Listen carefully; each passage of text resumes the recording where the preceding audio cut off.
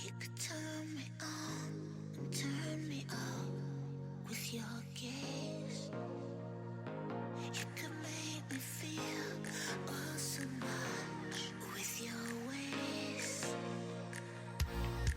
It's so perfect the way you play me. It's magnetic the way you pull me into you.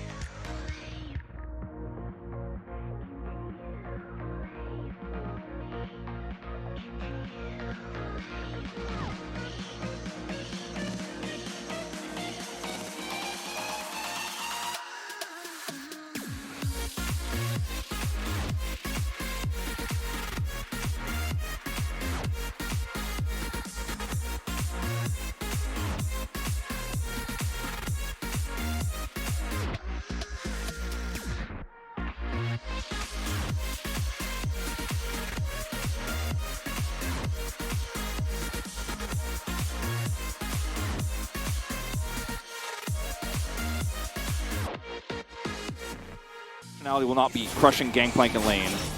Well, there's Carrier looking for Lehens here. Decent little handshake, but Ona's going to come on through. That's first blood for T1. This is precisely what they needed, and it was beautiful. And basically only Carrier is our consistent pike here in the LCK to have these maximum range skewers. Flashes to try to get the double stun there onto Ruler as well is unsuccessful, but they still get his flash regardless a moment later when they commit further, as you'll see here. Point blank range, walks through the minion there, and forces Ruler's flash. So really nice. It's a pretty massive lead they have. Early Dirk and Vampiric here for Gumas. Once again, Carrier roams. Yeah, and Doran just going to sidestep absolutely everything. A lot. Chovy doing that with the control wards that are around the bottom side of the map for him. Yeah, well, Lehens is going to be bone skewered back. And there's the flash forward from Gumayusi. He really wants this as the arrow is going to connect, but Lehens not going to be able to bail himself out. The kill does go over to Carrier. Yeah. I like how T1 are playing this measured lead really well too, because they have certain scaling aspects too. It's not just a better scaling Gen G comp. Well, there's another bone skewer as Cannon Barrage comes down. Doran's trying to keep himself alive. Ulti goes wide there, and Doran is going to live. For now. Yep, for now. As, okay, Barrel comes through. Doran, Shelly from putting her skull into the turret. She isn't charging just yet, as the arrow will connect here onto the pike. And immediately they just pick up the kill. And again, the Rift Herald will be denied. Absolutely brilliant. It might have actually been more than just a single kill and the Herald denied. Yeah, well, picks up his first kill. Yeah, Peanut wrapping around looking for Zeus here as Doran's just fighting him. Peanut will get in here. However, oh man, this is so well baited from T1. Yeah, Mega Gnar comes in from Zeus as well as he doesn't quite find the boulder toss. The Gnar is going to connect though, and there is that cannon belonged to Faker, unfortunately. This was this play once again. Set play between Wukong, Renata, and Ashe. One for the hit there onto Pike. 나이스 지렸다. Nice. Got him. 나 뭐냐? 박재혁 지렸다. T1's map control is great. Well, Doran gonna have to get on those happy feet yet again, and he does so very nicely. Peanut's gonna get that flash over. Another arrow connects, and it's just magnetic to this Pike today. They're going to be totally okay. But you can see he can't make any play here, and the blue buff is just going to be ripped away. Well, Doran almost has ulti. There's Trial by Fire. Parlay comes in. Cannon Barrage goes down, and it's like we're watching game one flipped. Well, another bone skewer going to connect here as Ruler has to flash. Frozen Tomb comes in, and Gumayusi picks it up with the Whirling Death. Almost insurmountable lead here now. Obviously, a lot of it on one player, but it's the player you want it to be on. And this is what starts this off here. The barrel chain is denied the first time, the second time gets the slow. And Doran actually commits the flasher to get the Trial by Fire. And Zeus just trades back, gets a hyperproc. And ult is committed. He does not have teleport, so not going to be the trade you want, as that didn't look like it hit, but the game says it did.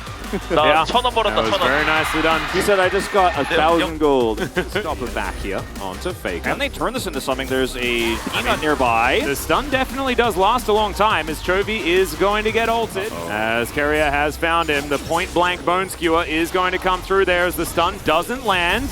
And now Lehens is just going to get obliterated. So much damage, has to flash to get himself out of the way. Volley comes through just to try and slow them down. Peanut, can you get out of here? He gets Nard back. He'll have another Cyclone, but I don't think it's going to save him. His flash is now on cooldown, and he is way on the wrong side of this. And Gumayusi picks up yet another kill. His enemies, his next victim. If he gets barreled by a barrel chain from Doran, you know, that's on T1, but I just don't think it's going to happen.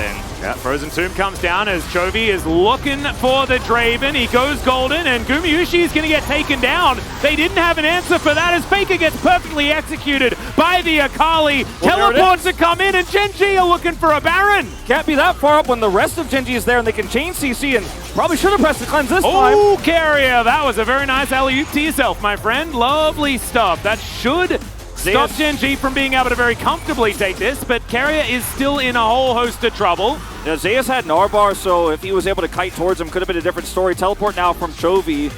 Yeah, this is another one. He picks up his Zhonya's Hourglass as well, as there was a big shutdown onto Gumayusi, and it was Chovy that picked up the kill. He's still down for 10. Genji should be able to do this. Zeus is trying to hold on to this Narbar as long as possible here to look for and engage a turn.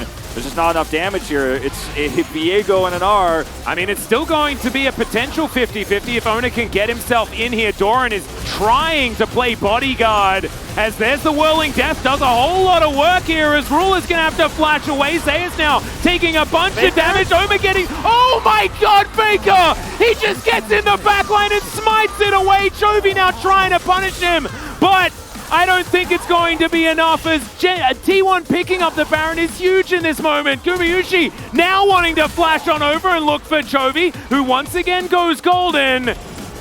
But trying to get out is he now, as good handshake there from Lahens. He still has flash available. The ultimate for Gumayusi, he wasn't up in time to be in the fight physically, but he was there, as we're going to watch the end of this one more time. The real problem here, we're going back to the very beginning. In fact, I saw that the Draven was here and I was like, where are we? But this is the early part of this where he's picked because he's so far forward, and Chovy actually has an amazing play here.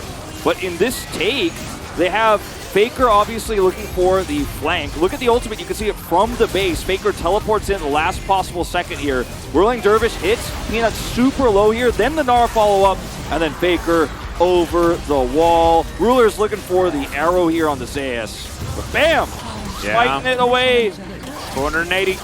No, this is so necessary, because otherwise Genji win this fight and get so much extra gold. Well, speaking of fights, there's another one that's happening here. Stand aside comes through, Whirling Death, massive damage as, oh my goodness, Doran not going to be surviving now, but does get bailed out for a moment. Peanut is going to try and go golden, but it does not work. Cannon Barrage looks like it's working for T1.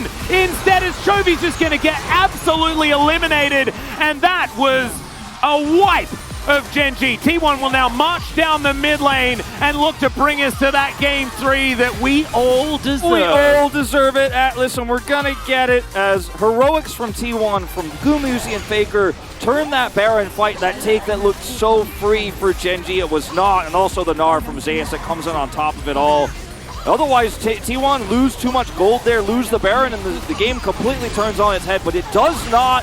Faker shuts the door with that smite, and we are going to that game 3. A team effort here across the board, but the bottom duo investment we saw from